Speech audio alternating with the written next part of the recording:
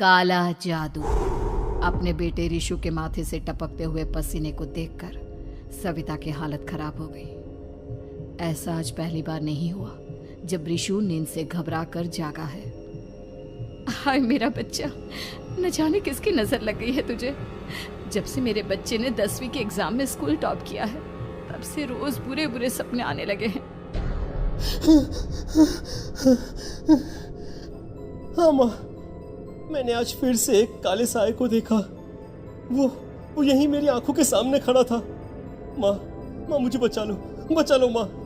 वो मुझसे कह रहा था कि मुझसे बदला लेगा। माँ कहीं ये प्रशांत। चुप कर, कैसी बात कर रहा है? दोबारा उसका नाम मत लेना। तुझे पता है ना, उस प्रशांत ने आत्महत्या कर ली, तो बार बार उसका नाम मत लिया कर। मम्मी, क्या सच में प्रशांत ने आत्महत्या की थी? चुप कर, बहुत सवाल पूछता है आजकल। और फिर रात के वक्त सविता के पूरे घर में एक अजीब सा काला धुआं छाने लगा।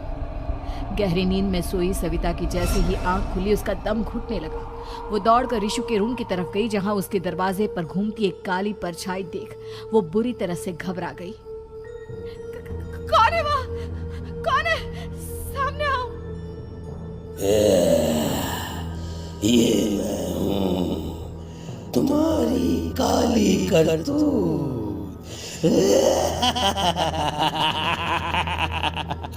और अब मैं तुम्हारे बेटे को ले जाने आया हूँ। नहीं, मेरे बच्चे को छोड़ दो प्लीज। मेरे रिशु को कुछ मत करना। वो परछाई रिशु के कमरे में घुस जाती है। सविता भी उसके पीछे पीछे दौड़ कर जाती है और देखती है कि अब वो साया साफ नजर आ रहा था। वो सर से पैर तक खून में सना हुआ था और उसके शरीर के सारे अंग कटे फटे हैं। क्या चाहिए तुम्हें? तुम जो बोलोगे मैं करूंगी, लेकिन मेरे रिशु को छोड़ दो। उस परछाई ने रिशु को गर्दन से पकड़कर दीवार के सहारे हवा में उछाल दिया। रिशु जोर जोर से चिल्लाने लगा। माँ बचाओ मुझे, बचा लो माँ। माँ ये मुझे मार डालेगा। माँ मुझे बचा लो माँ। नहीं ऐसा मत करो। मुझे मार दो लेकिन मेरे बच्चे को छोड़ दो। मैं तुम्हारे आगे हाथ जोड़ती हूँ।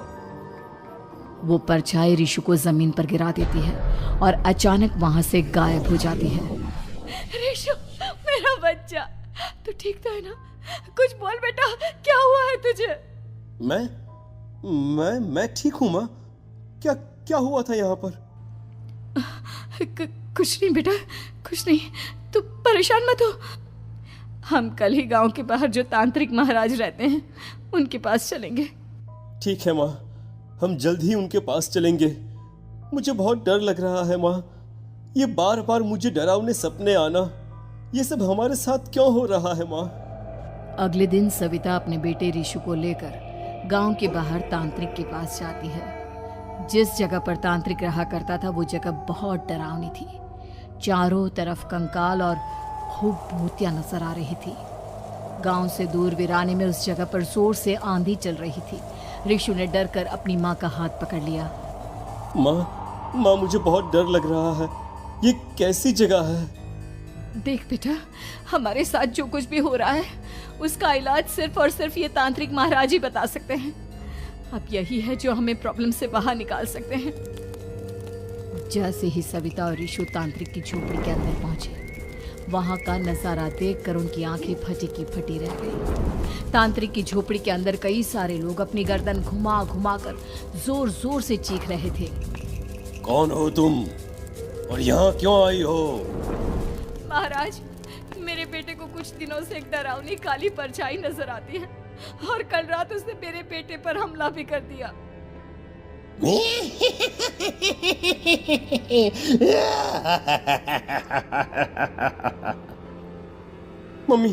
मम्मी हमें यहाँ से चलना चाहिए।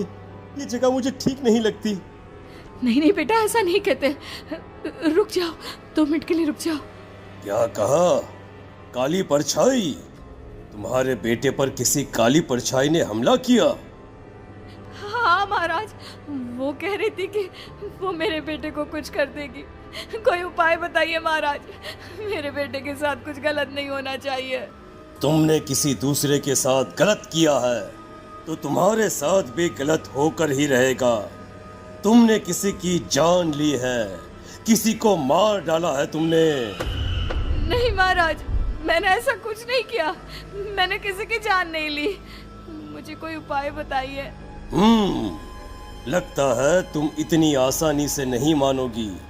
मैं तुम्हें अभी उस काली परछाई से मिलवा देता हूँ और वही सारा सच तुम्हारे सामने लेकर आएगा। सविता और ऋषु ने डर के मारे अपनी आंखें बंद कर ली।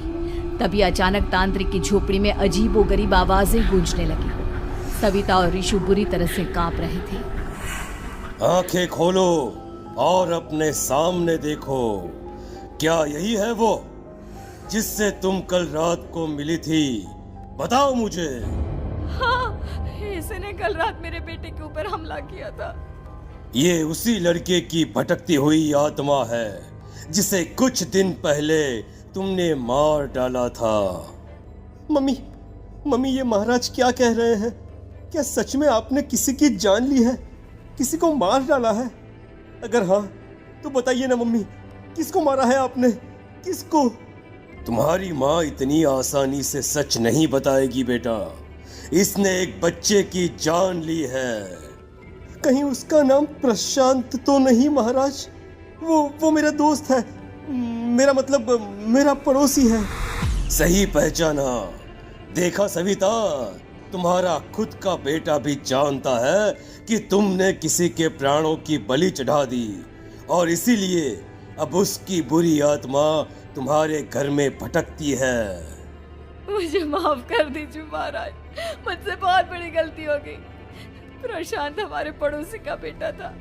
हर बार उसके नंबर मेरे बेटे से ज्यादा आते थे और इसलिए मैंने उसके कमरे के बाहर काला जादू किया था, पर मुझे नहीं पता था कि वो मर जाएगा।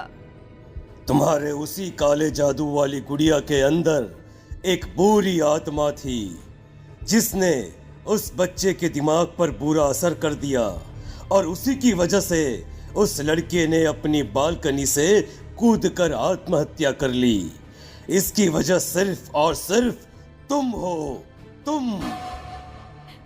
नहीं महाराज, जो कुछ भी हुआ मुझे नहीं पता था कि प्रशांत अपनी जान दे देगा। प्रशांत की आत्मा इस वक्त तुम्हारे सामने खड़ी है, हमसे बात करना चाहती है। बोलो क्या कहना चाहते हो? मैं जीना चाहता था, बड़ा होकर कुछ बनना चाहता था। आपके बेटे से मुझे कोई परेशानी नहीं थी। अरे वो तो मेरा अच्छा दोस्त था। मुझे माफ कर दो बेटा, मुझसे बहुत बड़ी गलती हो गई, मुझे माफ कर दो। माफ करने से मुझे वापस जिंदगी नहीं मिल जाएगी। मेरे माँ बाप आज भी मेरे लिए रोते हैं। आपने मेरे साथ बहुत गलत किया है, बहुत गलत। और तभी अचानक प्रशांत की आत्मा वहां से गायब हो जाती है। सविता जोर जोर से रोने लगती है। सुन लिया तुमने? ये तुम्हारे अपने ही किए हुए पाप हैं जो इस तरह से तुम्हारे सामने आ रहे हैं। माँ, ये आपने अच्छा नहीं किया। सिर्फ 10th बोर्ड के एग्जाम में मैं टॉप कर पाऊं, इसलिए आपने मेरे दोस्त के ऊपर काला जादू कर दिया। नहीं मम्मी, नहीं, अब हम कभी खुश नहीं रह पाएंगे, कभी नहीं। मेरे दोस्त की आत्मा को कभी शांति नहीं मिलेगी मम्मी, कभी नहीं। लेकिन मैंने जो कुछ भी किया सिर्फ तुम्हारे लिए किया। वो लड़का हमेशा फर्स्ट पोजीशन पर आ जाता था और इस वजह से हमेशा तुम्हारे मार्क्स कम पड़ते थे। मैंने तो सिर्फ उस पर एक छोटा सा काला जादू किया था बेटा। मुझे क्या पता था कि उसका ये नतीजा निकलेगा।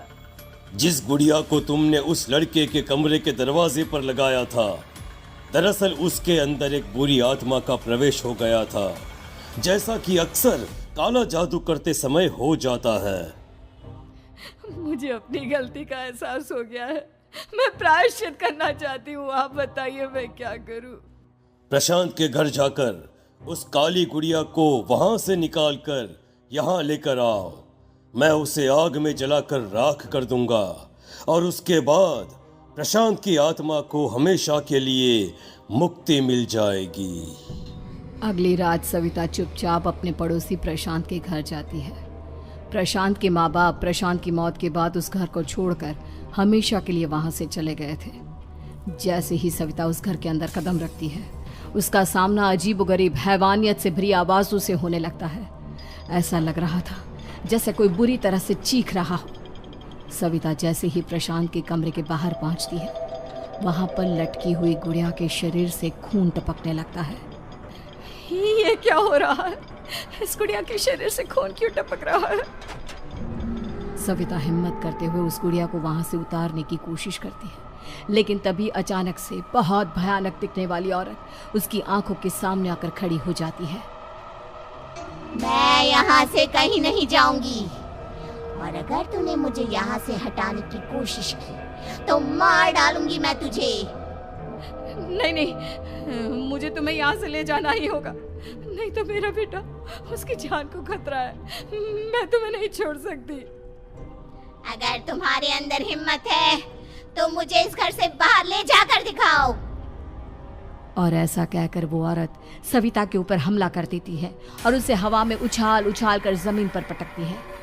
लेकिन तभी अचानक मौका देखकर सविता अपने हाथ में ली हुई सुई उसके हाथ में चुभो देती है।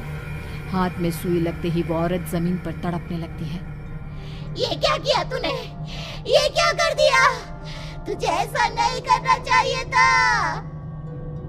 तांत्रिक ने मुझे कहा था कि तुझसे जीतने का सिर्फ यही एक तरीका है जिससे मैं अपने पापों का प्रायश्चित कर सकती हूँ और अपने बेटे की जान बचा सकती हूँ। और उसके बाद वो डरावनी दिखने वाली औरत एक छोटी सी जादुई गुड़िया में तब्दील हो गई और सविता ने उसे ले जाकर तांत्रिक को दे दिया। तांत्रिक ने जादुई गुड़िया को आग के हवाले कर दिया।